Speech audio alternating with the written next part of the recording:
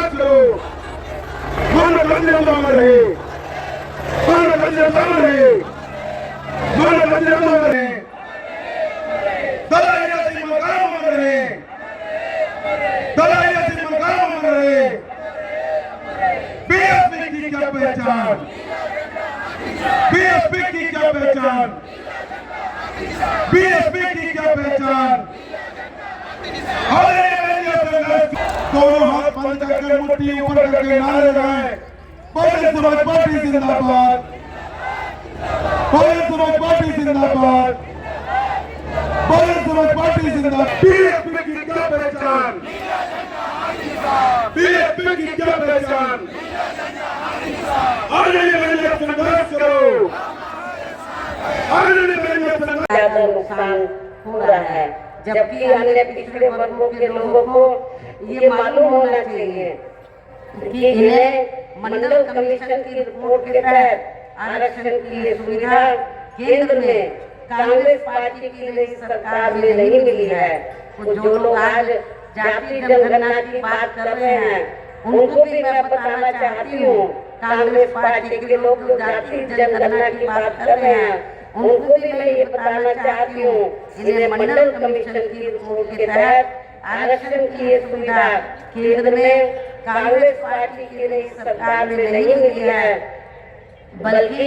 BSP के कड़े संघर्ष एवं अथक प्रयासों से केंद्र में रही श्री वीपी सिंह की सरकार में ही इन्हें ये सुविधा मिली है, जिसका यहाँ जातिवादी विरोधी पार्टियों की सरकारें इन्हें पूरा लाभ नहीं दे पा रही हैं। ये बड़े दुख की बात है। इसके साथ ही श्री वीपी सिंह की सरकार में इन वर्गों के मसीहा परम पूज्य बाबा साहब डॉक्टर भीमराव अम्बेडकर को भी यहाँ भारत रत्न की उपाधि से सम्मानित किया गया है, जिसके लिए वो हर प्रकार से पात्र भी थे, जो बहुत पहले ही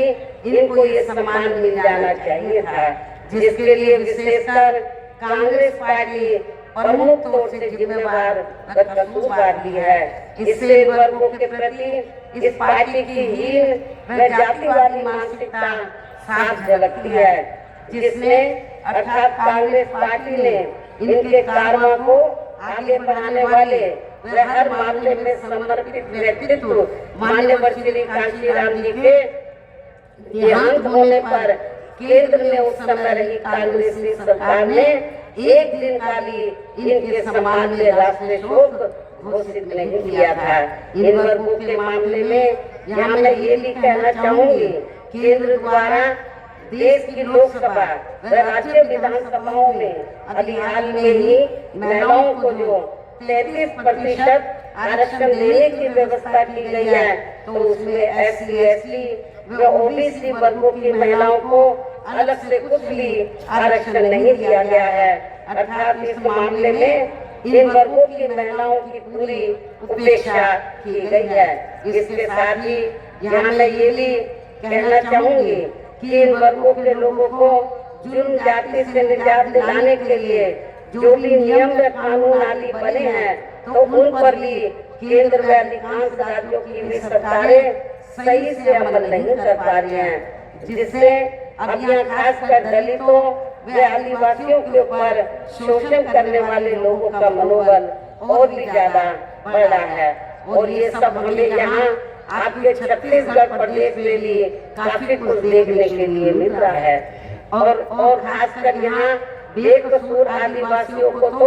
बड़ी संख्या में उन्हें जबरन नस्ली बता के उनका काफी शोषण भी किया जा रहा है, जिसमें काफी कुछ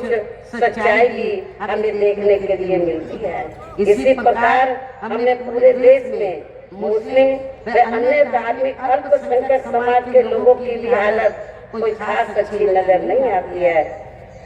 जिसका काफी कुछ खुलासा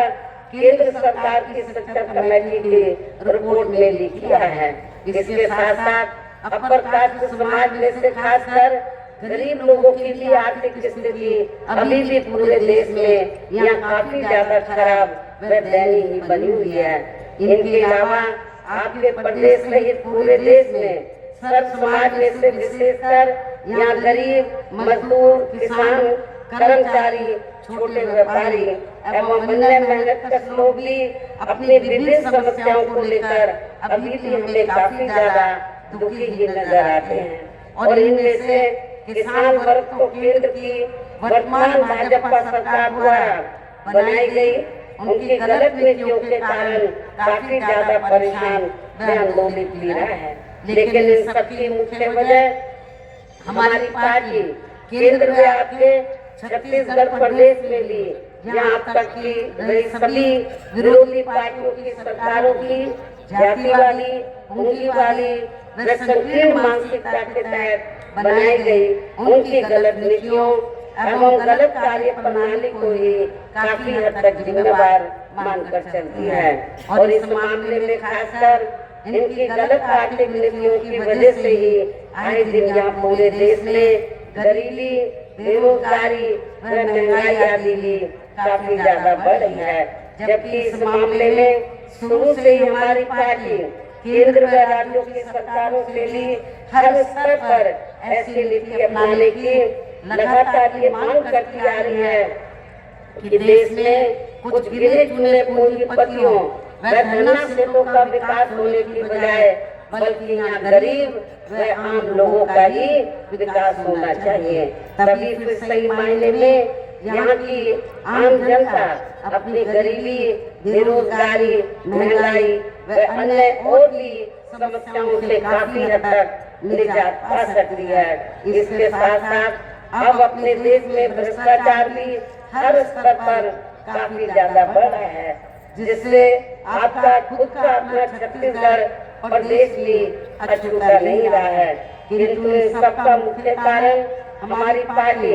आजादी के बाद से लेकर अभी तक केंद्र व देश के अधिकांश राज्यों में तथा अपने खुद के अपने छत्तीसगढ़ प्रदेश में भी ज्यादातर सत्ता यहाँ गलत पार्टियों में से खासकर कांग्रेस, बीजेपी व इनकी सहयोगी पार्टियों के हाथों में ही आने को मानकर चलती है। और इन सभी विरोधी पार्टियों को हमारी पार्टी